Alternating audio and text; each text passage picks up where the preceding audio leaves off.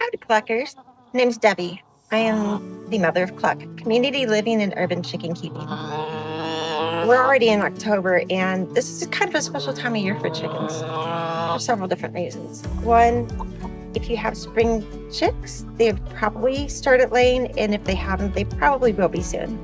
Next, a lot of chickens tend to go through a special period where they lose all their feathers. It's called molting, and they need a little bit of extra nutritional support this time of year. Also, if you have chickens that free range, as the weather progresses and it gets cooler, they're going to have less and less things that they can forage out in your yard and in your pastures. So I like to give my chickens something called a flock, kind of like a combination between a suet cake that you would give wild bird and a granola bar for humans. It is a pressed block of grains, seeds, things that hold it together, like molasses and honey and other nutritional things, herbs, sometimes feed. These are things that you can get in the store and online, but I prefer to make mine myself at home, because then I can control the ingredients that go into it. I can provide them more herbs, more high protein, better quality sources than you could get already pre-made at the store.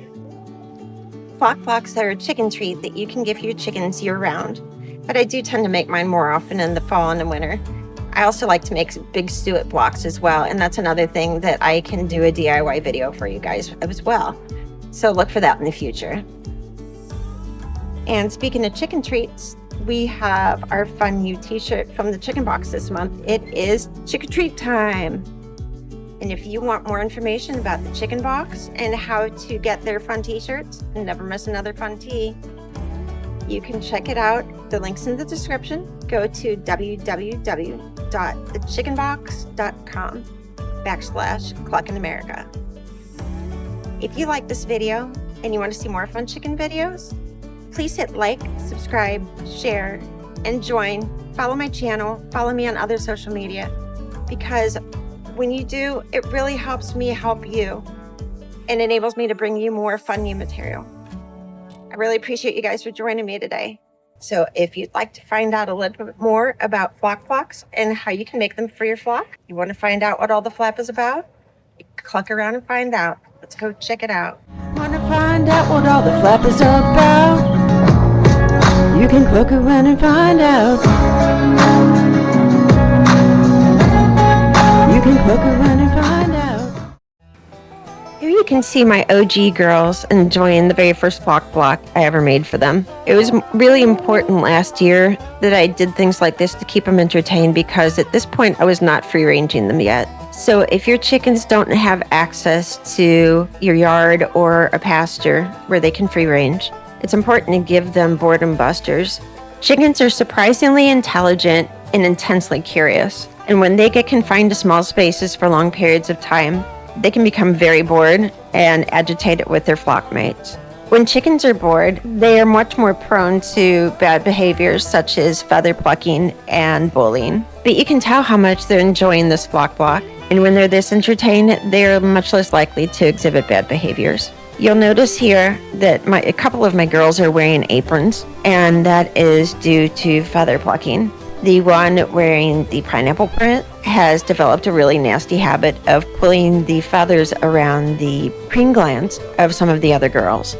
This is a bad habit that some chickens can develop under different situations, like not getting enough protein, living in confined spaces, not having enough interesting things to do. They're fed a high-protein diet that I supplement with herbs, minerals, and vitamins. I ferment their feed, and I also give them black soldier fly larvae, which is high in protein and calcium. They have a large coop and run with various areas that they can perch on to get away from one another, and a lot of room in the roosting bars. They didn't exhibit any kind of typical stress. There was no injury or illness, no overcrowding, no artificial lighting, and in general, they were rather spoiled. In her case, I think she's just a little neurotic, and she was being bullied. I think this was her way of getting back at her sisters that were bullying her. And now that you've learned some of the reasons why you should provide your chickens with a flock block, it's time to get cooking. You can find a complete list of all of the ingredients and directions for making this DIY recipe in the description. You will need 2 cups of layer feed, either crumbles or pellets, 2 cups of black soldier fly larvae, a cup of cracked corn, 3/4 of a cup of molasses, half a cup of melted coconut oil, half a cup of rolled oats, preferably old-fashioned, half a cup of whole wheat flour, 1/4 cup of wheat germ or milled flaxseed, 4 to 6 medium eggs, and 2 cloves or approximately 1 teaspoon of minced garlic. There's a lot of additional add-ins that you can use, including but not limited to extra protein sources like chopped roasted plain peanuts, freeze-dried crickets and shrimp, flaxseed, safflower seed, black oil sunflower seed, sunflower meats, baked crushed eggshells, and dried kelp. You can also add whole grains such as whole barley, whole oats, whole rye, and whole wheat. You can use any combination of these optional ingredients, but try not to use more than 1/4 cup or you might have to adjust the recipe. Next, we have our chicken herbs and spices. You may notice that some ingredients are marked with asterisks. These are considered essential, others are optional. Herbs and flowers include basil, mint, oregano, parsley, rosemary, thyme, chamomile, lavender, and marigold and rosebuds. Spices include cayenne pepper, cinnamon, crushed red pepper, ginger, and turmeric. Here I've got a complete list of all of the herbs, flowers, and spices that I've mentioned. You can also find this list in the recipe that I've included in the description for this video. I recommend using a teaspoon of each, up to a total of half a cup of herbs, spices, and flowers. Once you've assembled all of your ingredients, it's time to begin. Step 1 is to preheat your oven to 350 degrees. Step 2 is to line a bread loaf pan with parchment paper. You can skip this step if you're using a silicone mold like I am here. Step 3 is to melt coconut oil in the microwave for 30 seconds at a time. Your coconut oil may or may not already be liquid depending on the temperature of your home and your kitchen. Be careful not to overheat the liquid because it will spatter all over the inside of your microwave. Remove the coconut oil from the microwave and let it sit on the counter to cool while you do step 4. For the next couple of steps, you're going to need 2 separate bowls, one for wet ingredients and one for dry. Begin by cracking open your eggs into the first bowl.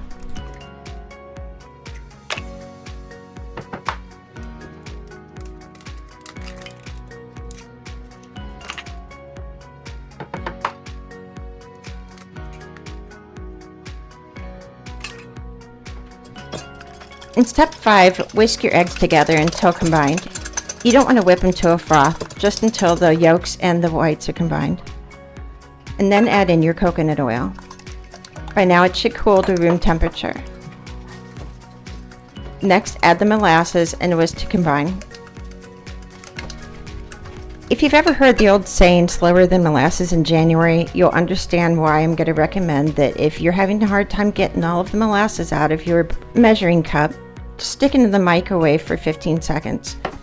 Only do this if you're using a glass measuring cup. Continue to whisk all of your wet ingredients until well combined.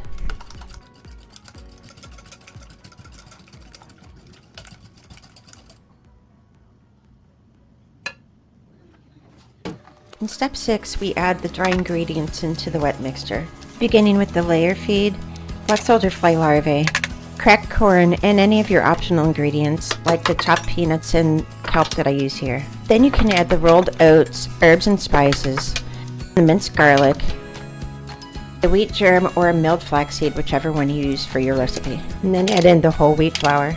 And then you can begin to gently fold the dry ingredients into the wet mixture. Continue stirring until everything is well combined.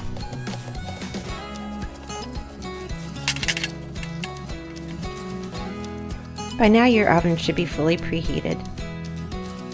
In step 7, you pour the mixture into the prepared loaf pan.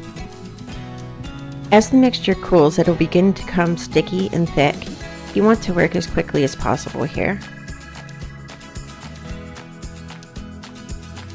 Using a spatula or spoon, firmly press the mixture into the pan. I learned this when I made my first block.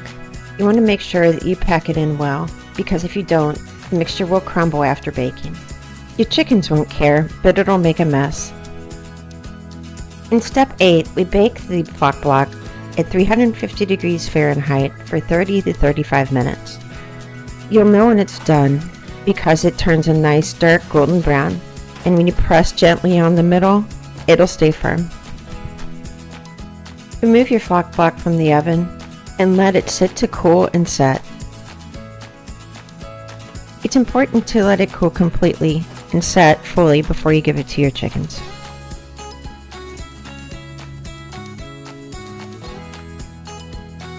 You can give them the whole block in one solid piece, or you can cut it into slices, like I did here, and put it in a suet cage.